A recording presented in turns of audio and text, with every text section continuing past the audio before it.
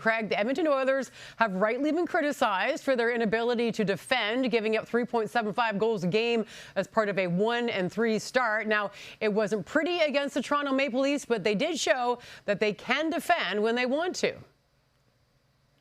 Absolutely, and you're right, it wasn't pretty, but what makes a team happy? It's winning, and you're going to return home after this win, and Sean and Jagger are going to be very happy as well. Yes. But not happier than Dave Tippett. Sometimes you have to go back to basics, and you have to, just say, oh, we're beating ourselves with some really poor play.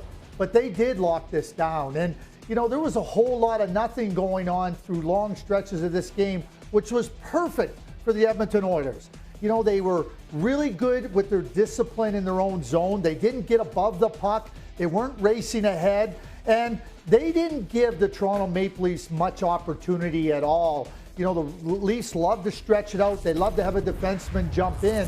But the Edmonton Oilers had a very strong game plan in place.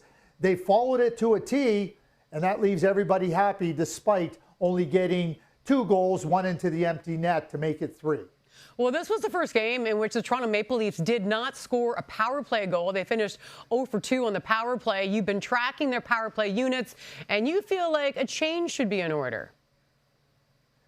I do feel like a change could be in order, Jen. I don't like the power play unit number 1 with Wayne Simmons in front of the net and Joe Thornton on it. I don't think they have a shot presence from the point. I don't think they have the ability for Wayne Simmons to really be effective with no shot. I mean, they're trying to set up Austin Matthews. Well, he's the only goal scorer on that power play unit. It makes it a lot easier to shut him down and not have to worry about other players. John Tavares and Austin Matthews, followed very closely by Willie Nylander, are their best shooters. They're their best goal scorers.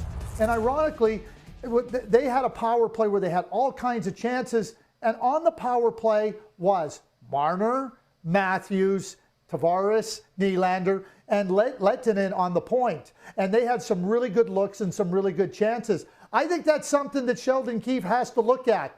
That first power play unit has 1 goal to this point in time. We know that the power play, but it's been because of other players contributing on it. It hasn't been because of that first power play unit. Well, the Leafs did a good job themselves defending Connor McDavid, especially 5-on-5. Who specifically, what Leafs defenseman did you have your eye on in particular?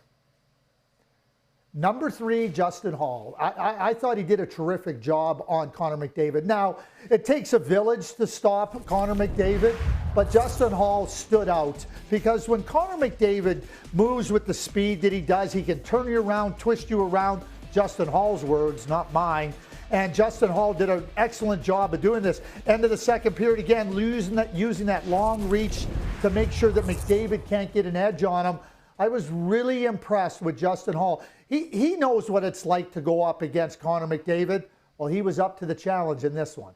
Well, it wasn't the offensive output we thought we might see, but maybe these two teams are sort of easing into the rivalry like a warm bath. They've got 8 more head-to-head meetings so far still to come this season, including Friday in Toronto. Thank you, Craig.